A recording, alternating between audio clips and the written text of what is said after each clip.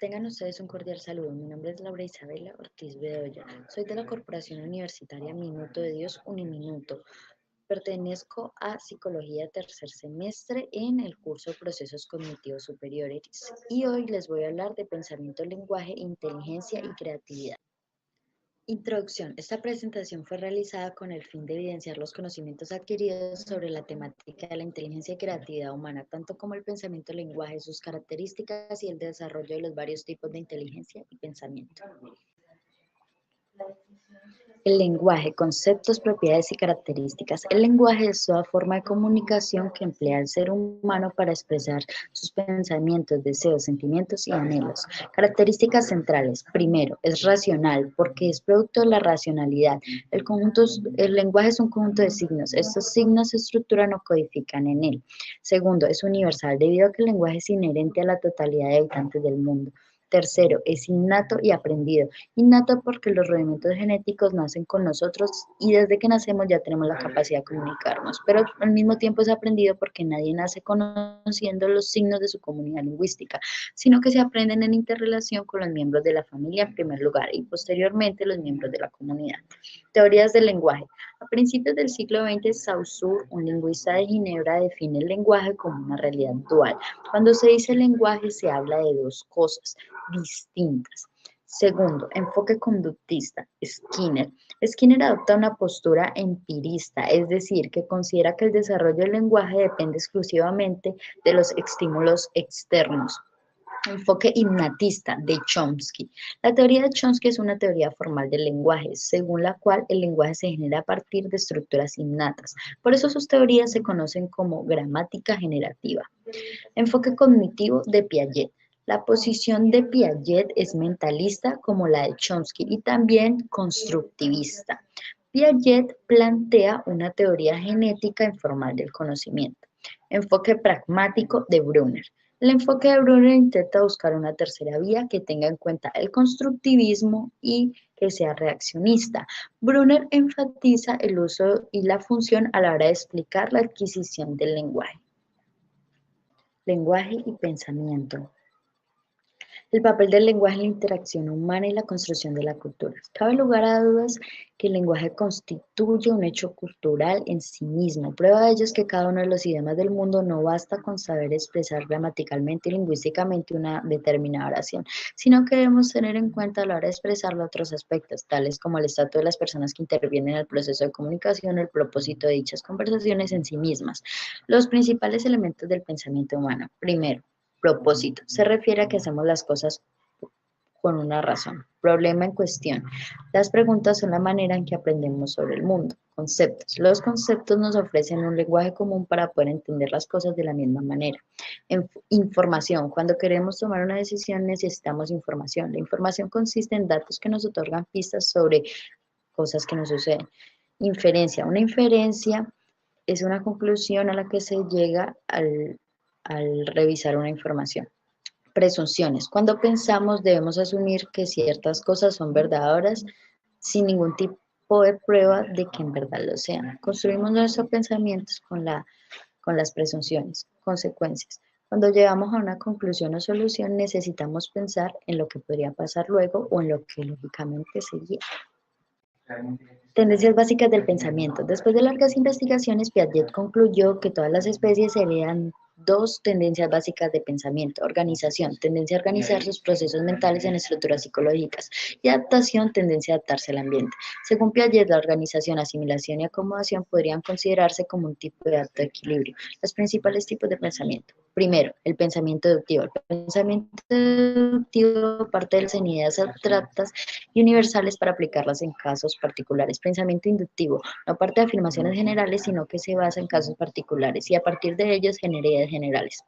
Pensamiento analítico crea piezas de información a través de una unidad uniformacional amplia y llega a conclusiones viendo el modo en que interactúan entre sí estos fragmentos.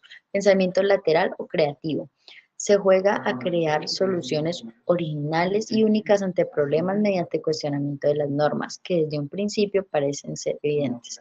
Pensamiento suave se caracteriza por utilizar conceptos con unos límites muy difusos y poco claros, a menudo metafórico. Pensamiento duro Utiliza pensamientos lo más definidos posibles y trata de evitar las contradicciones. Pensamiento divergente. Se hablan más dos o más aspectos de una idea y se hablan de posibilidades de mantener esta idea. Pensamiento convergente. Se da un proceso mediante el cual nos damos cuenta que hay diferentes hechos o realidades que encajan entre sí. Pensamiento mágico. Confieren intenciones que no cuentan con voluntad ni voluntad propia.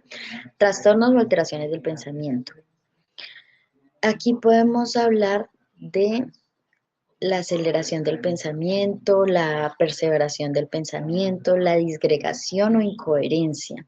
Y en alteraciones del lenguaje podemos mencionar los trastornos del curso y el ritmo verbal, los cuales son modificaciones en la intensidad, habla retardada, logorreo, verbigeración, tartamudez, ecolalia y trastornos como glosogalia, incoherencia, etcétera.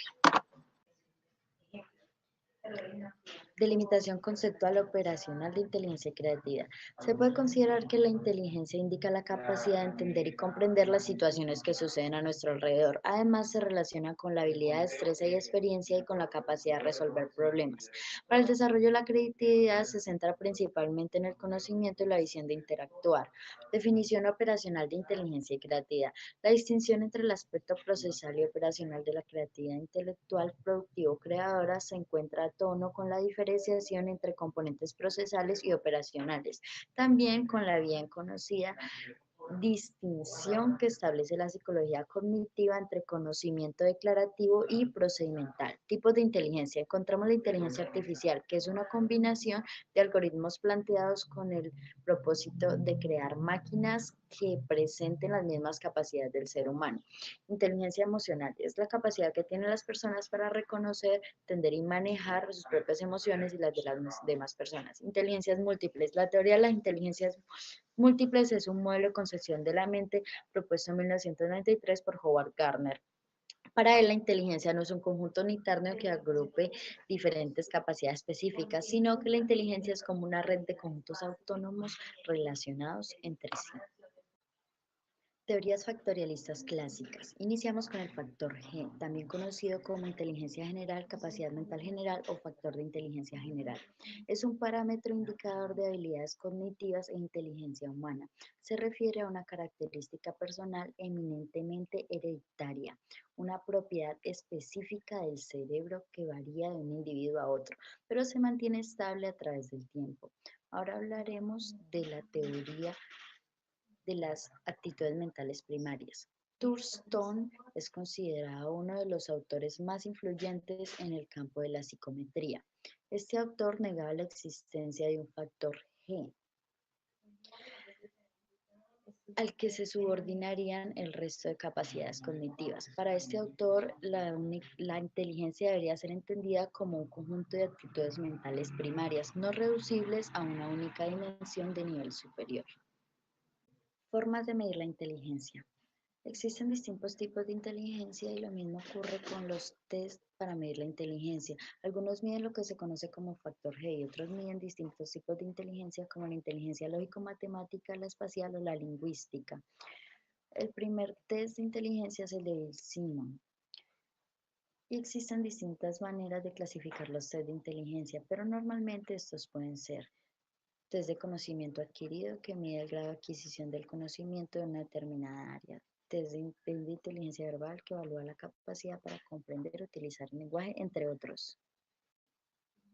Conclusiones. No existe solamente una inteligencia, sino que existen muchas otras inteligencias que nos diferencian a nosotros los seres humanos y que no se miden usualmente con los test de inteligencia. Podemos concluir que todos tenemos diferentes habilidades por descubrir y potencializar. La relación entre pensamiento y palabra no es un hecho, sino un proceso, un continuo ir y venir del pensamiento a la palabra y de la palabra al pensamiento. Aquí podremos encontrar las referencias bibliográficas utilizadas para realizar esta presentación. Gracias por llegar hasta el final y espero que esta presentación les haya sido de ayuda. Hasta luego.